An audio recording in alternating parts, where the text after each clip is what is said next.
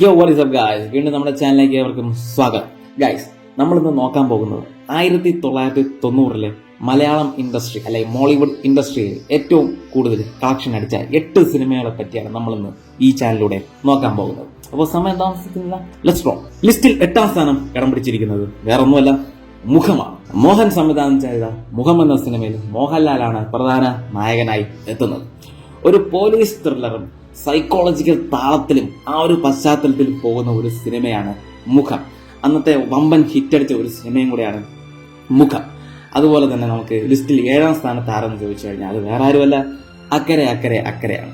പ്രിയദർശൻ സംവിധാനം ചെയ്ത മോഹൻലാൽ ശ്രീനിവാസൻ കൂട്ടുകെട്ടിൽ വന്ന അക്കരെ അക്കരെ അക്കരെ അന്നത്തെ ഒരു വമ്പൻ ഹിറ്റ് സിനിമ തന്നെയായിരുന്നു.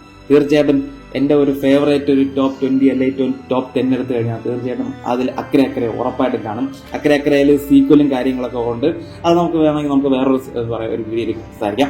എന്തായിരുന്നാലും 7ാം സ്ഥാനത്ത് അക്കരെ അക്കരെ അക്കരെയാണ്. പിന്നെ പറയാൻ വേറൊരു കാര്യം എന്ന് പറഞ്ഞാൽ അമേരിക്കൻ പാശ്ചാത്യത്തിൽ ഒരു ഹാസ്യ രൂപയാണ്, ഒരു ആക്ഷൻ കോമഡി ത്രില്ലറുമായിട്ടാണ് എന്താ പറയാ ഈ അക്കരെ അക്കരെ വന്നത്. അന്നത്തെ നമ്മളെല്ലാവരും എന്താ പറയുക, ഞാൻ ടി വിയിലേക്ക് കാണുമ്പോഴേക്ക് തീർച്ചയായിട്ടും നമ്മൾ അന്തം വിട്ട് നമ്മളതൊരു വളരെ ഒരു നിറക്കണ്ണോടെ നമ്മൾ നോക്കി പോയി ഇതൊക്കെ എങ്ങനെയാണ് നമ്മൾ എന്താ പറയുക അമേരിക്കയിൽ പോയി ഷൂട്ട് ചെയ്യുന്നുള്ളത് എന്താ പറയുക അങ്ങനെയൊക്കെ നമ്മൾ എന്താ പറയുക ഫിലിമിലേക്ക് ചിന്തിച്ചിട്ടുണ്ടായിരുന്നു. അതുപോലെ തന്നെ വേറെ അക്കരെ അക്കരെ പറയുന്ന വേറൊരു കാര്യം കൂടെ, നമ്മുടെ ഈ ട്രോളും കാര്യങ്ങളൊക്കെ എന്താ പറയുക അതിൽ ഈ സിനിമയുടെ പല സീക്വൻസും എന്താ പറയുക പല സോഷ്യൽ മീഡിയയിലും ട്രോളായിട്ട് എന്താ പറയുക ഇത് എന്താ പറയുക ഭരണം കാര്യങ്ങളൊക്കെ ഉണ്ട്. ഞാനത് പറഞ്ഞതേ ഉള്ളൂ. അപ്പോൾ അന്നത്തെ ഒരു ഹിറ്റ് പടമാണ് അക്കരെ അക്കരെ അക്കരെ. 7ാം സ്ഥാനത്ത് അക്കരെ അക്കരെയാണ്. നമുക്കിനി 6ാം സ്ഥാനം ആരെന്ന് നോക്കാം. 6ാം സ്ഥാനം വേറെ ആരുമല്ല, തലേണ മന്ത്രമാണ്. സത്യൻ അന്തിക്കാട് സംവിധാനം ചെയ്ത നായകൻ അഭിനേതാക്കളെത്തുന്നത് ആരാണ്? ശ്രീനിവാസൻ തന്നെയാണ്. അന്നത്തെ ഒരു മധ്യവർഗ വിമർശനവും അതുപോലെ തന്നെ എന്താ പറയുക ഒരു കുടുംബ പാശ്ചാത്യത്തിനുള്ള കഥയോ കൂടെയാണ് എന്താ പറയുക ഈ തലേണ മന്ത്രം പോകുന്നത്. തീർച്ചയായിട്ടും ഒരു വളരെ മികച്ച സിനിമ തന്നെയാണ് തലേണ മന്ത്രം. അന്നത്തെ ശ്രീനിവാസൻ പടങ്ങളൊക്കെ ഭയങ്കര കിടിലാണ്, ഒരു രക്ഷയല്ല. എന്താ പറയുക കിടില. പണ്ടത്തെ ആ ഒരു ക്ലാസിക് പടങ്ങളൊക്കെ ഇപ്പോഴൊക്കെ എന്താ പറയുക പലത് കണ്ടിട്ട് എന്താ പറയുക ഇപ്പോൾ ഇങ്ങനെയാണല്ലേ നമ്മൾ ചിന്തിച്ചു പോകുന്ന തരത്തിലാണ് അന്നത്തെ ആ സിനിമകളൊക്കെ. അതെന്താ പറയുക കിടിലൻ സിനിമ തന്നെയാണ്, ഒന്നും പറയില്ല. അപ്പോൾ 6ാം സ്ഥാനം തലേണ മന്ത്രമാണ്. നമ്മളിനി 5ാം സ്ഥാനം നോക്കുകയാണ്. 5ാം സ്ഥാനം വേറെ ആരുമല്ല മക്കളെ, number 20 Madras mail. One of my favourite സിനിമയാണ് നമ്പർ 20 മദ്രാസ് മെയിൽ. എന്താ പറയുക ജോഷി സംവിധാനം ചെയ്ത നമ്പർ 20 മദ്രാസ് മെയിൽ. മോഹൻലാൽ എന്താ പറയുക മമ്മൂട്ടി എന്താ പറയുക ഒരു കമയോ റോളിൽ വരുന്നുണ്ട്. കമയോ അല്ല, നമുക്ക് കമയോ എന്ന് പറയാൻ പറ്റില്ല, അതൊരു എന്താ പറയുക ഒരു എക്സ്റ്റെൻഡഡ് റോളിൽ എന്താ പറയുക മമ്മൂട്ടിയും വരുന്ന ഒരു സിനിമയാണ് നമ്പർ 20 മദ്രാസ് മെയിൽ. ഒരു ട്രെയിനിൽ നടക്കുന്ന ഒരു കൊലപാതക ത്രില്ലറും ചെറിയ ചെറിയ കോമഡീസും അതുപോലെ തന്നെ ഒരു ക്രൈം ഡ്രാമ ത്രില്ലർ എന്ന് പറയുന്നത് എന്താ പറയുക കിടിലമെന്ന് പറയാൻ പറ്റില്ല, ഒരു രക്ഷയില്ലാത്തൊരു സിനിമയാണ് നമ്പർ 20 മദ്രാസ് മെയിൽ. ഇപ്പോഴും ടി വിയിൽ വന്നു കഴിഞ്ഞാൽ എന്താ പറയുക നമ്മളിരുന്ന് കുത്തിയിരുന്ന് കണ്ടിരിക്കും. അത്ര റിപ്പീറ്റ് വാല്യൂ ഉള്ള സിനിമയാണ് നമ്പർ 20 മദ്രാസ് മെയിൽ.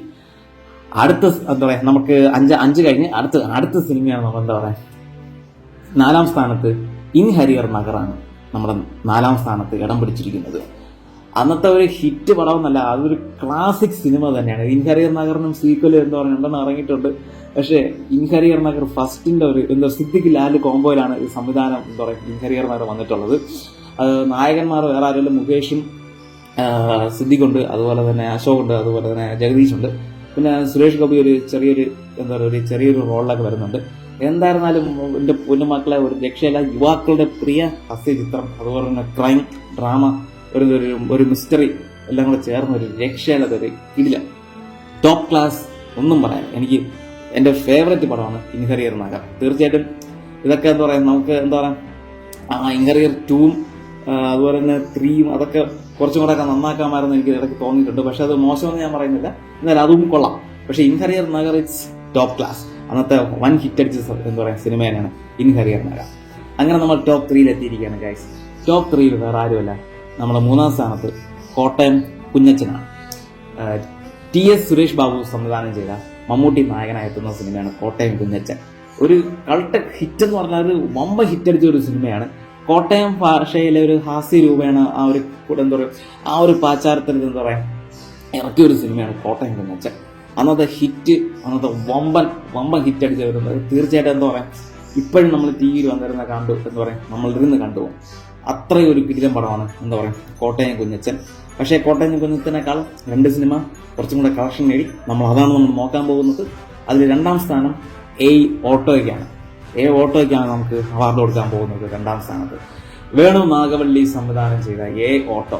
നായകനായി എത്തുന്നത് മറ്റാരുമല്ല, മോഹൻലാൽ. സാക്ഷാൽ മോഹൻലാൽ തന്നെയാണ്.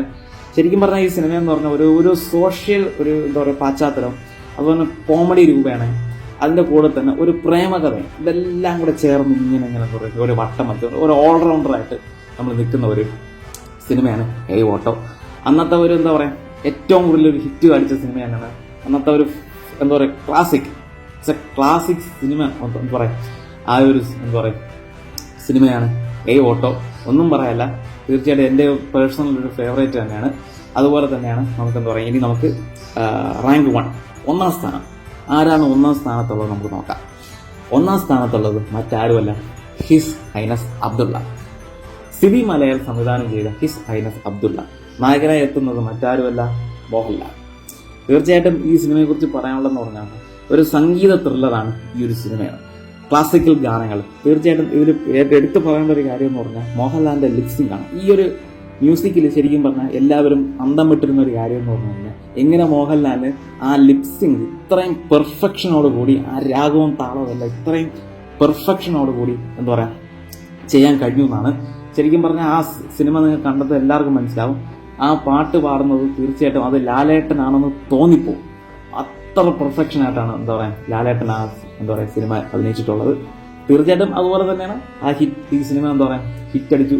നമ്പർ 1 1990 നമ്പർ 1 എന്താ പറയുക ഹിറ്റ് സിനിമയായ ഒരു സിനിമയാണ് എന്താ പറയുക ഇത് ഈ ഹിസ് ഹൈനസ് അബ്ദുള്ള. തീർച്ചയായിട്ടും നിങ്ങൾക്ക് ഇതിലെന്തെങ്കിലും അഭിപ്രായം ഉണ്ടെങ്കിൽ നിങ്ങൾക്ക് പറയാം.